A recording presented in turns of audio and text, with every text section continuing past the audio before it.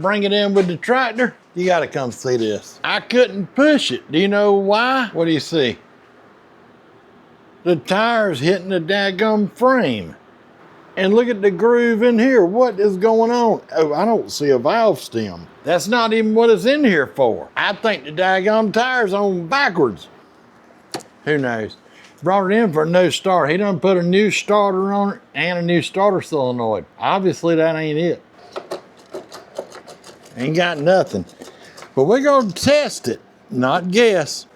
Yeah, we'll deal with this tire in a little bit. Let's figure out why she won't do nothing. I'm sure the battery probably ain't no good. 7.91 volts. That ain't enough. Well, let's put a jumper to it. All right.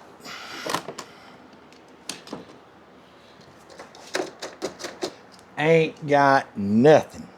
All right, let's put a test light on it and see what we can see. First thing we're gonna do, make sure the test light works. If I can get the doggone thing hooked up.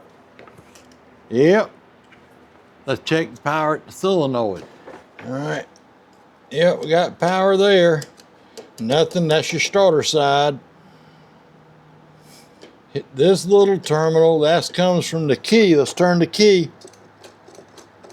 Getting power there. I'm gonna put it back over here to the starter side. Turn the key. Ain't got nothing. It got a bad new solenoid. But is it grounded? Maybe that's the problem. This is a 3-post. It's gotta be good ground. But T-Bone, how do you know? How do you test for ground? I don't know about that electrical stuff, and I'm about to show you. Just hold on. Come off of there. There we go. Hook this in up to your positive. All right, and then this end goes anywhere to your negative. Anywhere on your negative, it's gonna light up. See right there? Okay, got it. Metal, well, metal, this. There we go. Had to get through the paint, you know what I mean? Let's go down here and check and see if this thing grounded. Now the little wire, they got a little wire, but that's the regular ground for the everything else.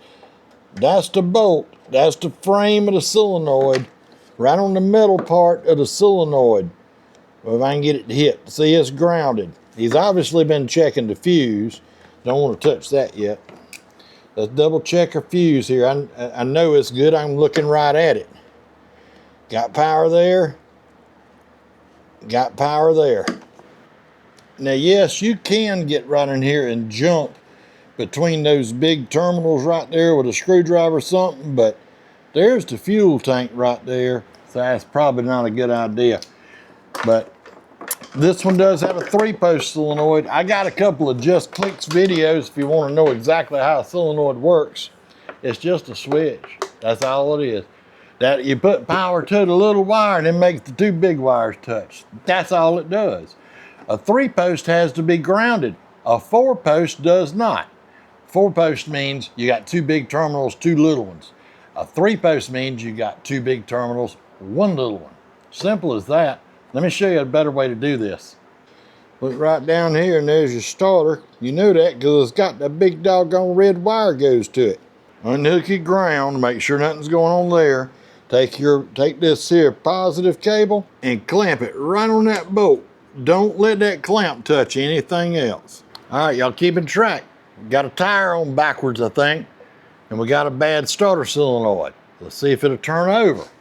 All you got to do, have your key off if you want for your first shot. Take this here, if you touch it anywhere in the metal, it's gonna turn over if it's got a good starter. All right, got that. Let's cut the key on. Try it one more again. All right, key is on. I don't even know if this thing got gas in it or not. Of course it ain't gonna start. Let's turn it up on full throttle. Has it got automatic choke? It may. I don't know. I ain't looked that far yet. Wow! Just kidding. It's broke. Who knows what I'm gonna do next? Y'all seen me do this a bazillion times.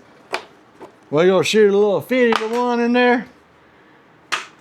Let's find out if she gonna bust off. I always do 50-to-1. Simply because I can start 2 strokes or 4 strokes. It don't matter. Why am I putting that on? Because I don't want it to backfire in my daggone face. Let's see what's gonna happen, Captain. Ain't got nothing. All right, so we probably, it sounds like it got compression because I can hear stuff. It probably ain't firing. I wonder why. T-Bones, it got any oil in it? I don't know, I ain't looked yet. I just wanted to hear it turn over. Let's see what we got. It ain't, I've seen worse, but it's full.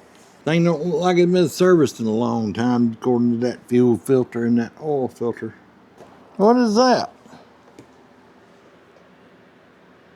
It's magnetic, whatever that is.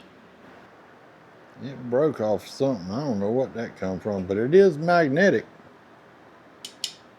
Not very strong, but it's magnetic. Yeah, I'm not sure. I tell you what we're gonna do. Normally I might go ahead and check that that switch. The only place I know of is gonna be a magnet on the engine.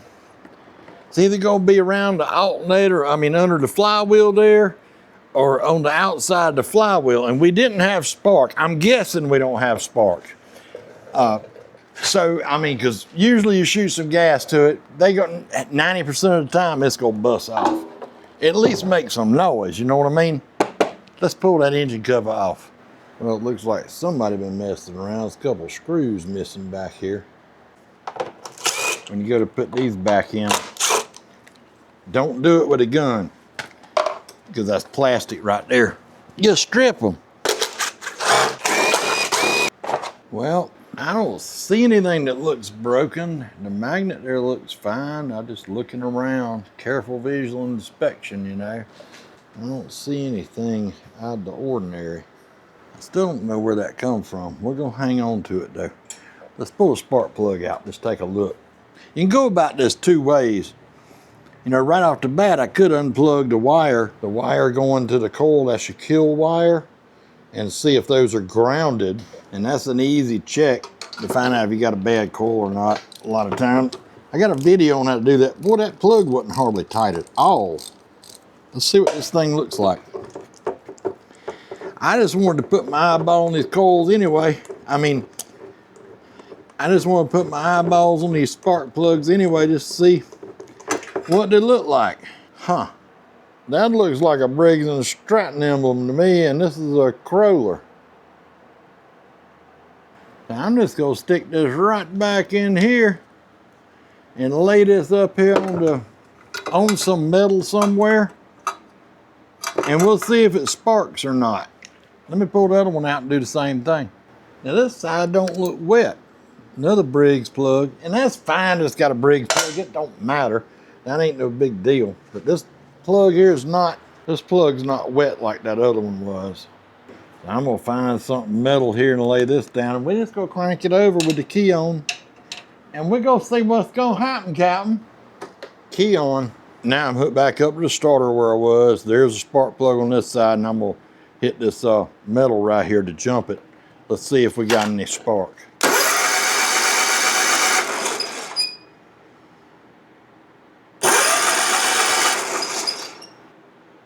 Nope. Now I can just check this with a voltmeter, see if I got continuity with ground. I'm gonna try to, golly, oh, that's about to break off right there. I was trying to show you what to do if you don't have a voltmeter, but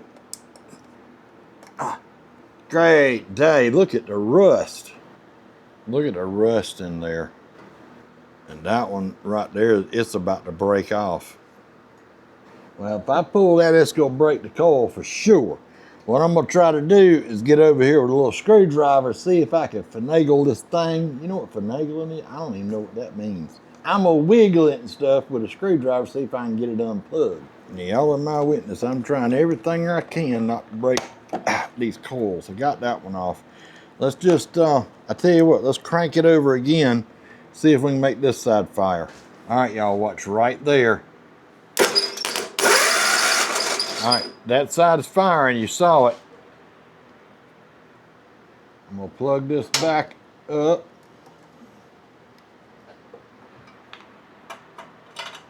Now, is it still gonna fire? no fire.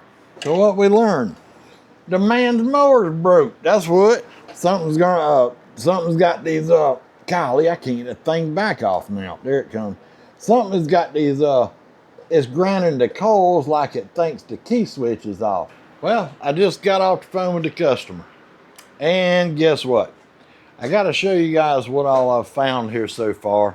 He said, stop. Most of the time, I don't even call a customer with an estimate. If I call you, it probably ain't good news unless I'm saying it's ready. Let me show you what we got going on.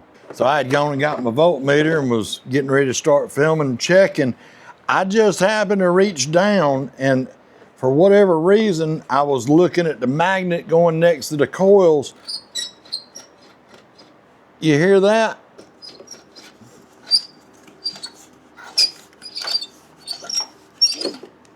I think that's where our little magnet come from. It's done come apart inside. Here's the issue. So much rust up here. These, even soaking, these bolts that hold the coils on, they're probably gonna break, because as you can see, the teeth on the flywheel extend further, so the coils need to come off in order to remove the flywheel.